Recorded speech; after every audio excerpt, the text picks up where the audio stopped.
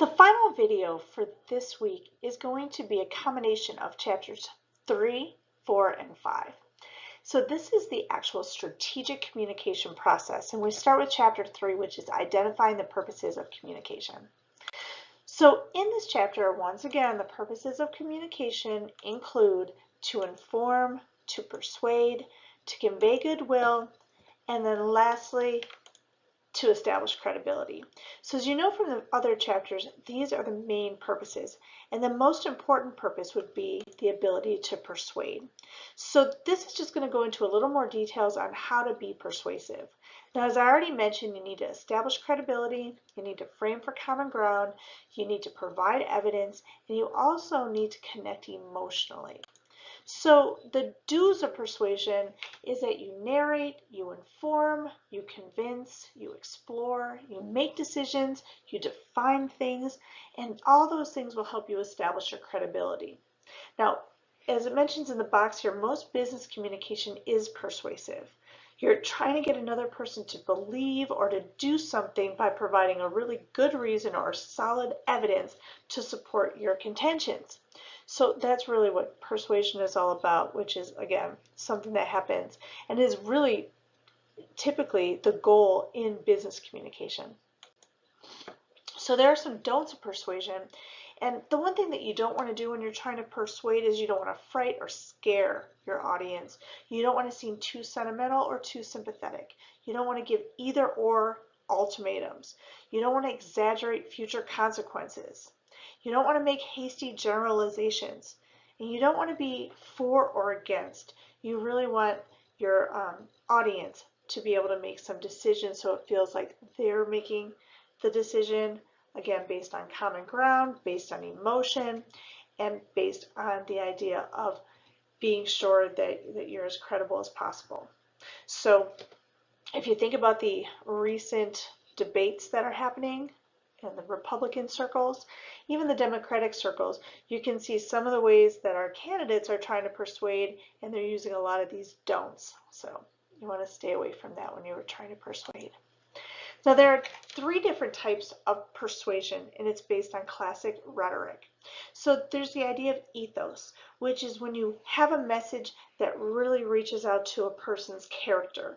So what you're doing in this message is you're prioritizing their values, their personality, some of their goals, things of that nature. The second form of persuasion is dealing with emotion, and that's considered to be pathos. And this is when you reach out to try to pull on their heartstrings. It's heartfelt, and it's dealing with their emotions. And then the last form of persuasion is considered to be logos, and that's when you use a logical or reasoned approach using a lot of facts.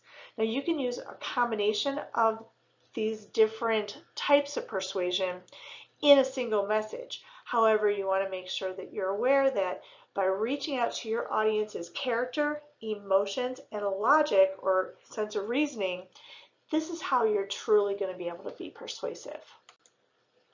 So now when you establish credibility, this first thing in being persuasive, you want to make sure that you show as the person developing the message, whether it be orally or in writing, that you have expertise and competence, that you have personal ethics and integrity, that you can be trusted, that you have control of your emotions, and that you have a professional image.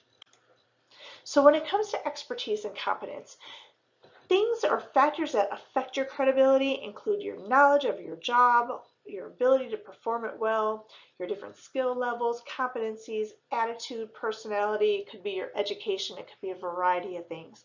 But other factors that influence your competence would be your ability to write and your ability to communicate. That's why in this course it's so important that you double check how you present yourself, both from a formatting perspective, from a proper English perspective, and from a proper grammar and mechanics perspective. Because if you don't do these different things, you're going to end up losing or having your reputation on the line affect your credibility. The next thing is you're having personal ethics and integrity. Having people see that you have ethics and integrity is going to really say a lot for your credibility and how people look at you. So integrity is the ability to adhere to a strong set of moral or ethical principles, regardless of the situation or pressures.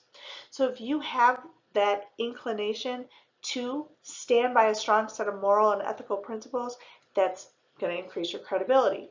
Leaders with integrity, they inspire confidence that they can be trusted to do what they say they're going to do. They're going to be loyal, dependable, and also not deceptive. So there's a sense of trust. Making and implementing ethical decisions is both using critical thinking as well as communication skills. So that's important. Further, one of the things that I found on a Facebook post a long time ago, but I think it's relevant, is integrity is who you are when no one's watching. Arrogance is lacking integrity, but thinking you can get away with it. And ignorance is blaming others for your lack of integrity and arrogance. So just be aware of that and make sure that you are who you are when no one's watching. So now going a little bit further with personal ethics and integrity, you want to make sure that to prove your ethics and integrity for credibility, that you think about how you analyze claims, how you assess consequences, how you weigh weigh relevant values, or how you weigh things in your mind in terms of different moral or ethical considerations or factors. Another thing is that in order to be consistent with your credibility, you want to make sure that you use reasoned skepticism and that you provide feedback so that you're thoughtful and sensitive. Another thing that deals directly with your emotional IQ is your emotional control, which affects your credibility. So if you're not in control of your emotions, it's going to affect your credibility. Think about the times that you're in the office or in the workplace or even personally, and you see someone that loses control.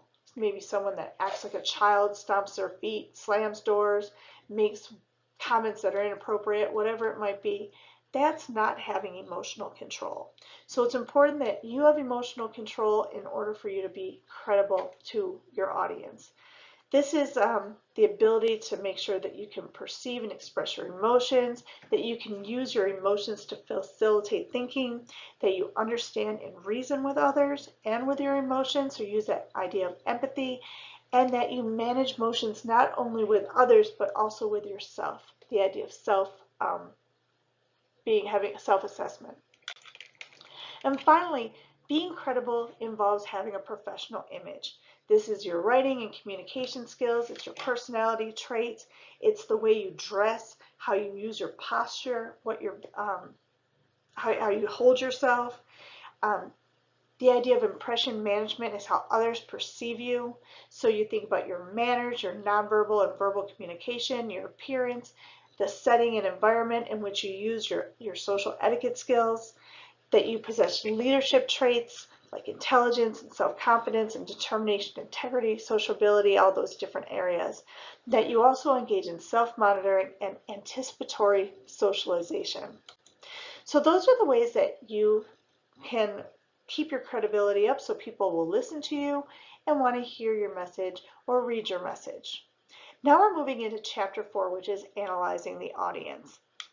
It's really important that you analyze your audience. That you analyze your audience for demographics, that you understand who your audience is based on age, gender, socioeconomics, personality type, their culture. Also that you understand your audience's knowledge, interests, attitudes, and concerns so that you can develop benefits within your message so it's something in it for them. So the idea of what's in it for me, you want to make sure that you look at your audience and you understand what their needs and wants are.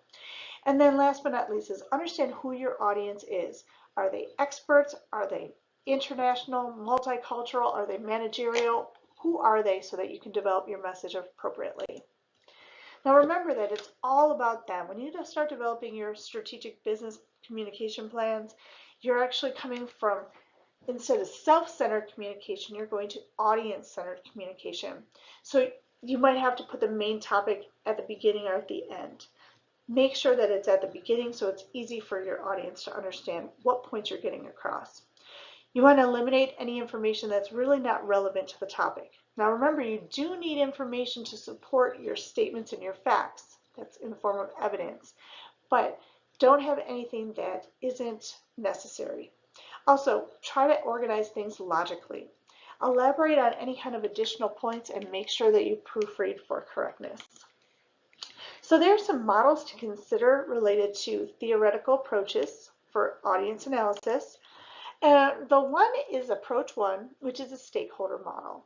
This is where when you are looking at your audience, you're looking at their knowledge, beliefs, and attitudes. So you can do some research like vision statements, mission statements, bios, different organizational history. Approach two is a translational model.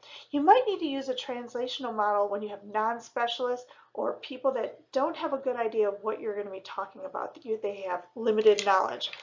In this case, a translational model, you would provide in your audience analysis a historical background, you'd provide different analogies, you give some visual representation so that they can easily understand what you're trying to get across, and you might want to illustrate the significance of your business plan or proposal. The next approach is the organizational model. And the organizational model takes into account organizational characteristics. So who's your primary audience? Who are the decision makers? Who's the secondary audience? Who will actually implement possible things from your message? And then who are the immediate audiences? And are there any kind of barriers or gateways?